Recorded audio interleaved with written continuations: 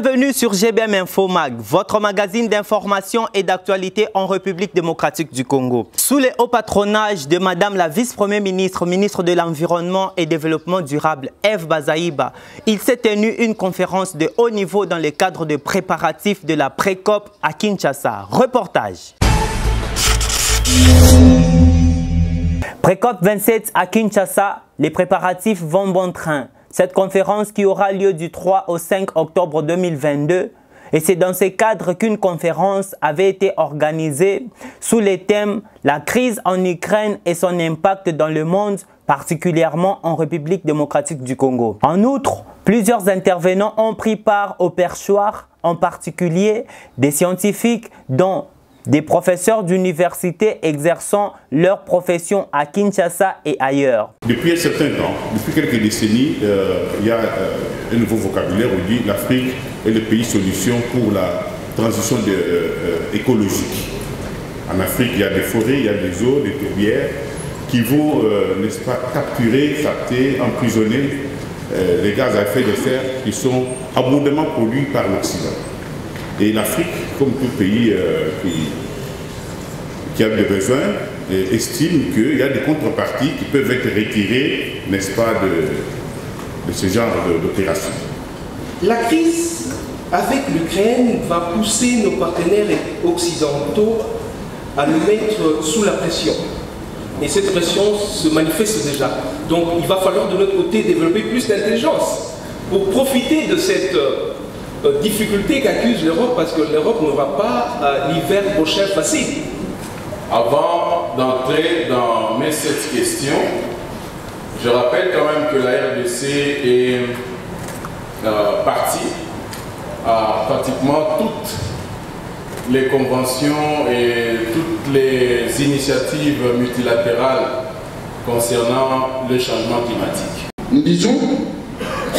Nous considérons que la RDC doit intensifier l'exploitation rationnelle de sa biodiversité en développant des chaînes de valeur allant de la cueillette des ressources naturelles jusqu'à leur transformation sur le territoire national.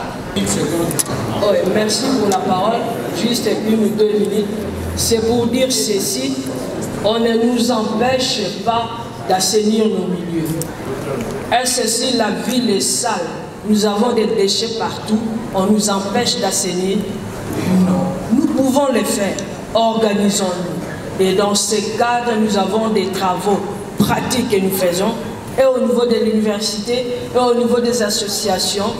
Nous transformons nos déchets pour produire le biogaz, nous transformons les déchets pour produire du charbon écologique. Et cela est possible. Et enfin, pour terminer, comme nous avons 1 minute, au lieu tout le temps d'importer nos ressources, nos nourritures, tout à l'heure, le professeur Daniel disait, nous importons même du jus, et pourtant nous avons tout ce qu'il faut pour produire du jus. Et c'est pour cela que nous avons eu à produire ces laits à base des courges. Pourquoi attendre que l'Europe nous envoie du lait? Nous avons dit et nous vous remercions. Professeur Emile Kassiko. Pour que nous puissions ensemble mener ces combats, que le monde puisse nous entendre, que Kinshasa devienne la destination, non pas seulement du tourisme, des minéraux et des affaires, mais qu'ils viennent au Congo pour voir le tourisme et de l'environnement. Je vous remercie. Le professeur Emile Ngoï qui a salué cette alliance entre l'université et le monde politique. Je m'aligne pour vous exprimer la reconnaissance de M. le directeur du cabinet, qui est très ouvert aux sollicitations scientifiques, et chaque fois qu'il a l'invitation qu'il est sollicité pour participer à des activités de ce genre ici qui rallient la politique et la science, il est partie prenante, et donc c'est à ce titre-là que m'a dépêché de le représenter. Au sortir de la conférence, certains se sont livrés à notre micro en ces termes. Bon, le thème était connu, la guerre de l'Ukraine et son impact en RDC. Il y a plusieurs aspects d'impact. On a parlé du changement climatique, on a parlé de l'impact sur l'économie, on a parlé de l'impact aussi sur l'alimentation du Congolais. Vous voyez, à un moment, on avait carence de blé, et c'est là où nous avons intervenu pour dire que nous pouvons utiliser nos ressources locales. Et c'est là où nous avons eu à produire, à présenter notre production sur les laits de courge. Et aussi, par rapport au changement climatique, nous parlons de l'atténuation, mais nous devons avoir un comportement qui permet d'atténuer les changements climatiques. C'est là où nous parlons de la gestion des déchets et on a eu à produire les biogaz et les charbons écologiques. Voilà en bref ce que nous pouvons dire par rapport à... Mes impressions, ce sont des impressions de tristesse. Tristesse pourquoi? Parce que vous avez suivi tour à tour des éminents professeurs. Ils ont parlé et ils étaient très clairs. Au jour d'aujourd'hui, on parle de COP 21, COP 22, COP 15, COP 17, mais apparemment, ces COP n'ont pas produit quelque chose en faveur de la RDC. On dit aujourd'hui que c'est la RDC qui est le pays solution. Mais le pays solution, il va donner la solution comment? Il va donner ça comment? La question reste posée. Tant que les mondes n'ont pas encore compris que l'union fait la force, c'est ensemble avec les blancs et les noirs que nous pouvons gagner ce que nous cherchons.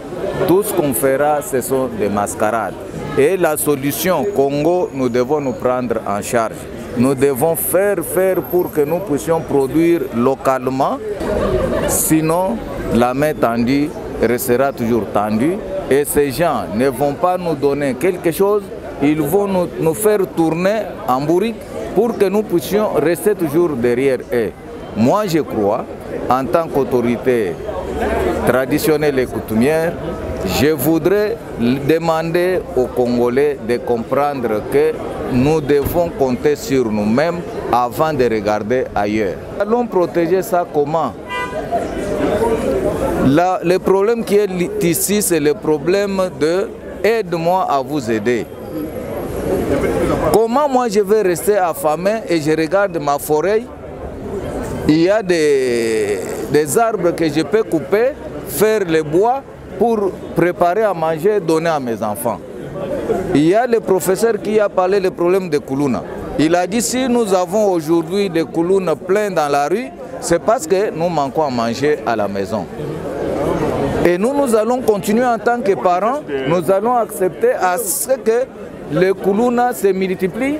Parce que quand les enfants vont rester affamés à la maison, ils finiront par fuir la maison, aller dans la rue.